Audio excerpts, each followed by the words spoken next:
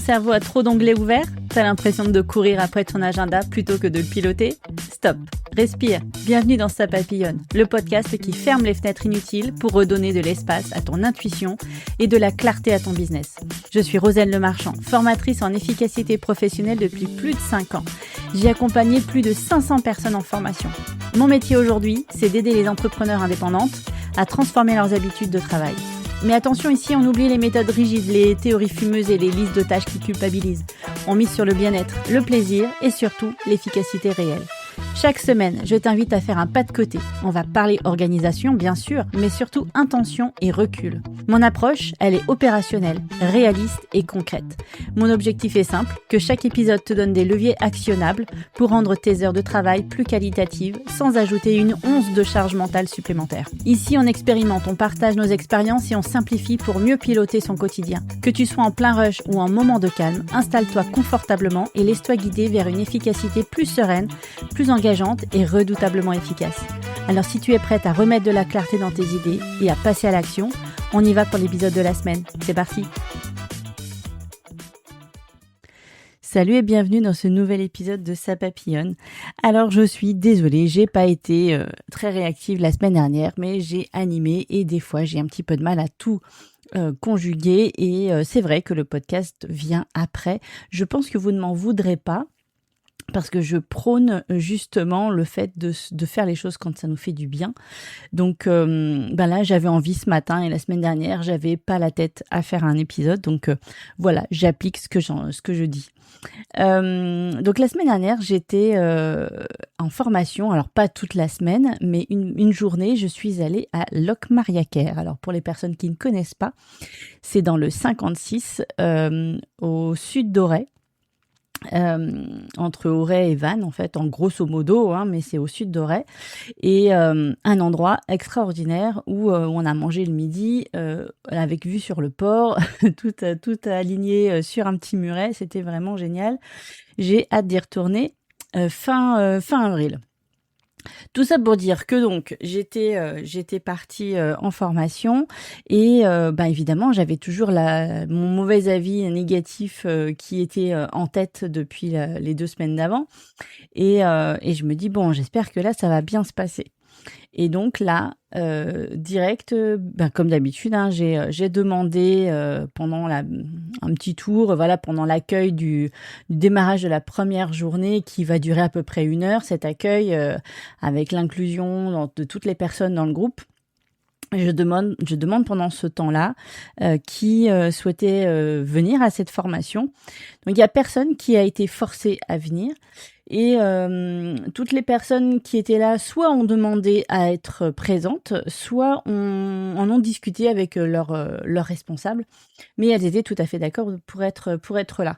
Donc, j'avais pas du tout la même ambiance du coup que pour la fois où j'ai eu mon mauvais avis. Donc je pars avec quelque chose de beaucoup plus positif et pour le coup à la fin de la journée ça s'est ressenti puisque j'ai eu des bons retours et c'est même là que j'ai fait un post la semaine dernière à ce sujet-là. Il y a une des personnes qui travaille au service culturel. C'est même pas dans le service en fait, c'est elle qui organise tout le programme culturel de sa ville parce que ce sont des agents territoriaux. Donc des personnes qui travaillent dans des mairies ou dans des comcom et elle était donc au service culturel et c'est elle qui programme en fait les personnes dans sa salle et tout ça et elle me dit Rosane, ce serait quand même vachement bien si tu faisais une conférence stand-up. Alors, conférence, j'ai bien compris le mot. Stand-up, là, j'ai beaucoup moins compris. Je ne savais pas ce que c'était. Mais donc, elle m'a expliqué. Alors, j'explique très brièvement au cas où ça t'intéresse. La conférence stand-up, c'est donc une personne qui fait une conférence. Et en plus, à côté, il y aurait des personnes, une ou plusieurs personnes qui font des petits sketchs, en fait, drôles sur le sujet de la conférence. Et c'est vrai que ça pourrait tout à fait s'y prêter parce que depuis le temps que je croise des personnes dans ces formations en efficacité professionnelle qui me sortent des énormités, qui se rendent même pas compte des problématiques dans lesquelles elles se situent, avec un flegme très très breton, c'est normal quoi. En fait, alors je sais pas si c'est très breton, mais bref, c'était pour rire. J'en étais où? Et donc du coup, oui, j'ai des retours. Il faudrait que je note beaucoup plus en fait de situations avec ces groupes-là parce que je pense que ça pourrait en effet me servir de base pour une conférence à partager à plein de monde. Bref, ça m'a beaucoup touchée. Pour le coup, c'était quand même une fin de journée très positive et j'ai toujours pas attaqué le début de mon épisode, mais c'est bien à partir de cette formation-là que je veux te parler de quelque chose. En fait, pendant cette journée, parce que je ne les ai eues qu'une seule journée. La deuxième journée, je l'aurai fin avril. Donc, ça leur laisse 3 semaines pour éventuellement appliquer déjà ce qu'ils ont vu, pour tester ce qui a été vu ensemble, pour prendre encore plus de recul et voir les choses différemment. Puis dans 3 semaines, maintenant ça va être, c'est le 30 que je les vois, donc ça va être dans 2 semaines, de voir un petit peu les changements ou les prises de conscience qui s'est passé pendant ce temps-là. On verra bien, mais ça laisse du temps aux personnes de digérer toute la première journée déjà, et donc j'ai le temps avec elles et ça c'est top. En tout cas, l'un des exercices que je préfère dans ma formation, c'est le fait de mettre des problématiques noir sur blanc sur post-it et puis de les positionner dans 3 zones que je vous ai déjà décrites dans l'épisode, je crois que c'est 12 ou 13. Et je vais revenir là-dessus. C'est qu'en fait, dans cet exercice, donc je demande par groupe aux personnes de travailler sur une sorte de mur des problématiques. Un mur où on va dégueuler tout ce qu'on rencontre comme problématiques au quotidien. Alors des problématiques comme des choses qui vous volent du temps en fait, ça nous interrompt, ça nous vole du temps. On a des exemples comme le téléphone, comme Teams, comme je sais pas moi, ça va être une personne en formation qui vient d'arriver et puis en fait elle interrompt tout le temps, une personne a toujours des questions, des choses comme ça. Bref, qu'importe. En fait, là, l'exercice consiste à poser les problématiques, mais surtout d'aller chercher aussi la source. Pourquoi il y a cette problématique? Parce que mettre un pansement sur une plaie béante énorme, ça ne sert pas à grand-chose. Il faut recoudre. Donc, si on ne s'attaque pas à la cause précise du problème, mettre un petit pansement là-dessus, ça ne servira pas à grand-chose. Donc, l'idée, c'est vraiment de se creuser la tête et d'essayer de trouver vraiment où sont nos voleurs de temps. Et à la fin, il y a donc un bilan. Et ce petit bilan-là, chaque groupe, en fait, me le fait sous format de dessin. Alors, dessin, phrase, enfin bon, une petite représentation visuelle de ce qu'elles retiennent de cet exercice. Et surtout de ce qu'elles retiennent de leurs échanges. Et en fait, il y avait un groupe où ils avaient une majorité de post-it qui étaient positionnés dans la catégorie « ça vient des autres ». Et un autre groupe qui avait une majorité de post-it qui était positionné dans « ça vient de moi ». Alors, je réexplique les 3 catégories. En fait, les 3 catégories, c'est soit ça vient de moi et c'est ma zone de pouvoir, ça ne dépend que de moi, il n'y a que moi qui peux faire quelque chose à ce sujet-là. Je ne sais pas prioriser, je ne sais pas me focaliser sur quelque chose, j'ai beaucoup de mal à me concentrer, parce que ça vient de moi, et pas parce que je me suis fait interrompre par les autres. Je sais pas utiliser les outils numériques, des trucs comme ça, bref. Ça ne peut venir que de moi, le changement éventuel. Et quand ça vient des autres, ça vient de l'extérieur. Ça peut être les fournisseurs, les collègues, les clients, l'équipe, sa petite équipe, et puis on a d'autres collègues à côté. Voilà, c'est des partenaires, des choses comme ça. Donc ça vient en fait des autres. Et les problématiques que ça peut représenter, ça peut être des appels tout le temps sur le même sujet, une personne qui ne sait pas changer le papier, remettre du papier dans l'imprimante, des choses comme ça. Et donc en fait, il y a un groupe qui se dit, oh là là, en fait, moi je me rends compte que il y a pas grand-chose qui vient de moi, mais ça vient beaucoup des autres. Et dans ce cas-là, il y a des actions à faire, mais dans un certain sens. Et l'autre groupe qui vient juste après, qui fait, oh là là, ben nous c'est tout le contraire. En fait, on trouve que la majorité de nos problématiques, en fait, elles viennent de nous. Et donc, qu'est-ce qui se passe dans ces cas-là? Donc, alors c'était des personnes avec des postes complètement différents, mais tous agents territoriaux. Et les conséquences derrière vont être différentes en effet. Pour les personnes qui ont des problématiques qui viennent uniquement de soi-même, là pour le coup il faut identifier le problème.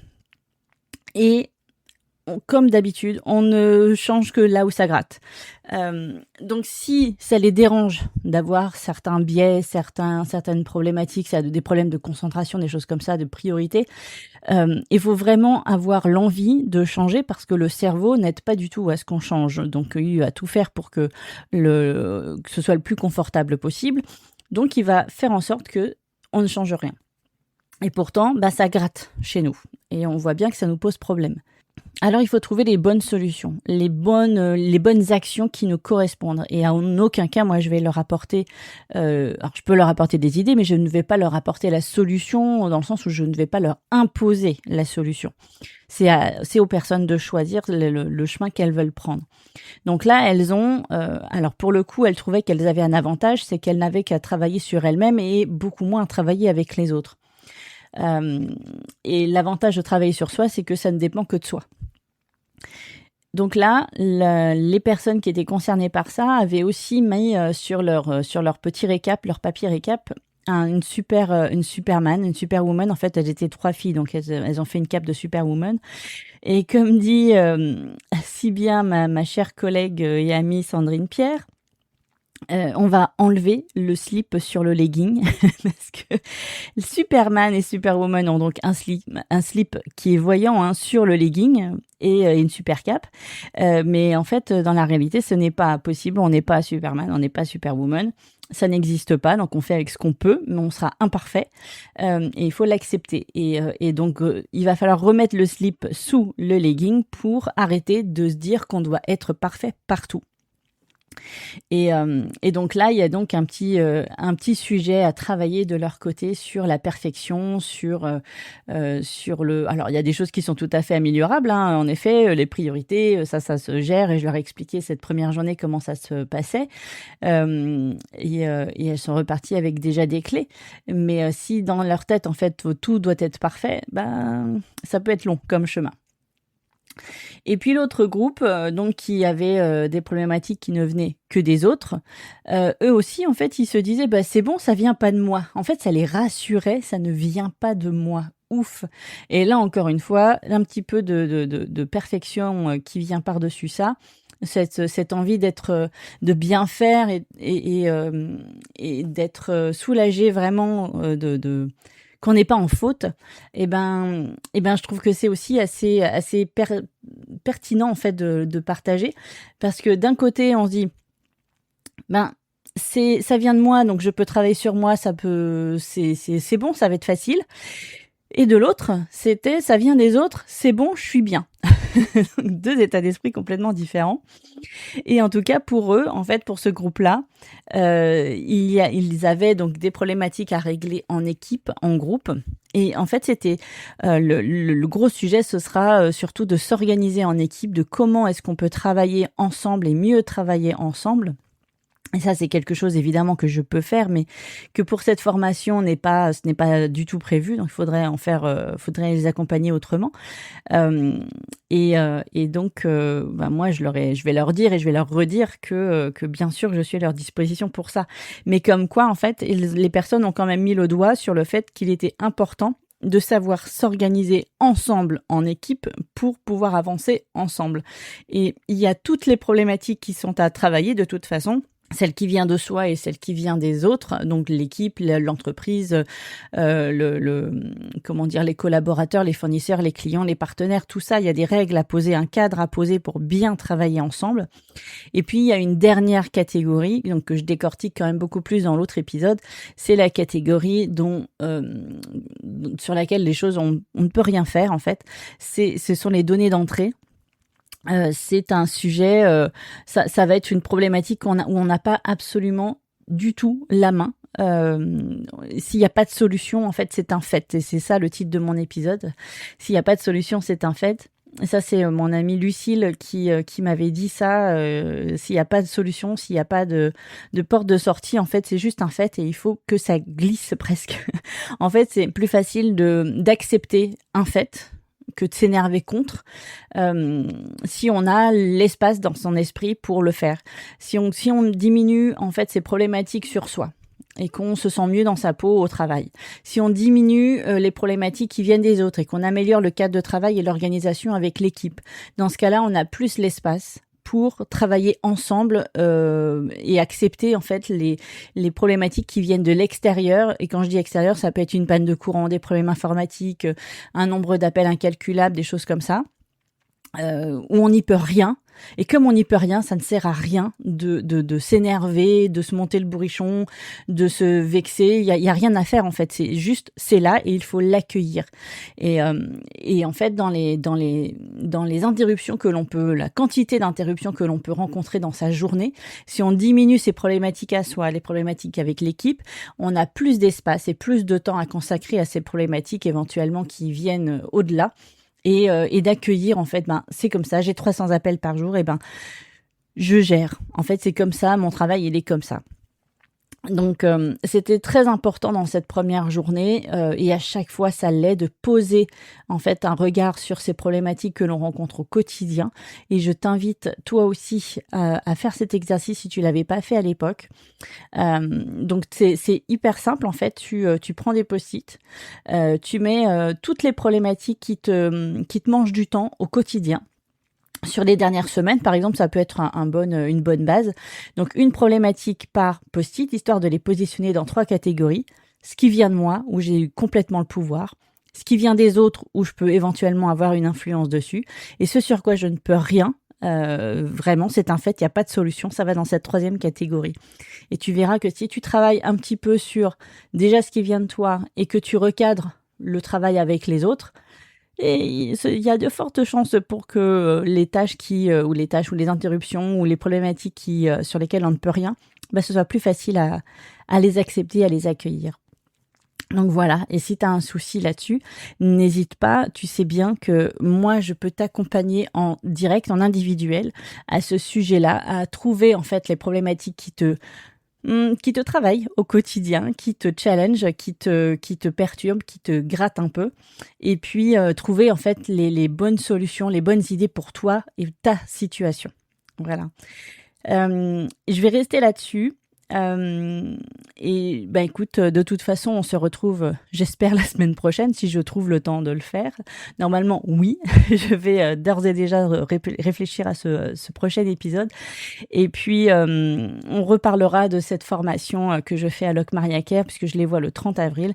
Donc, je pense que je ferai un petit bilan récap de cette formation la prochaine fois que je les vois. Voilà, je te souhaite une très, très bonne journée. Une très bonne soirée, une bonne nuit, qu'importe où tu m'écoutes. Et juste, prends soin de toi. La priorité, c'est avant tout toi-même. Ciao. Merci d'avoir partagé ce moment avec moi. J'espère que cet épisode t'a permis de faire ce pas de côté et que tu repars avec une idée concrète à tester dès aujourd'hui. Pour aller plus loin dans ton organisation, sache que j'accompagne les entrepreneurs comme toi et que je propose une formation à distance complète pour reprendre durablement les commandes de ton efficacité. Tu trouveras tous les détails du parcours bien dans mes baskets sur mon site r-zen.bzh. Pour ne rien manquer des prochains déclics, abonne-toi sur ta plateforme préférée. Et si cet épisode t'a aidé, la meilleure façon de me soutenir est de lui laisser 5 étoiles et un avis. Ça aide vraiment à faire voyager le podcast. Tu as une problématique précise en organisation ou une envie de sujet? Viens m'en parler sur LinkedIn ou via les commentaires. Je construis mes épisodes pour et avec toi.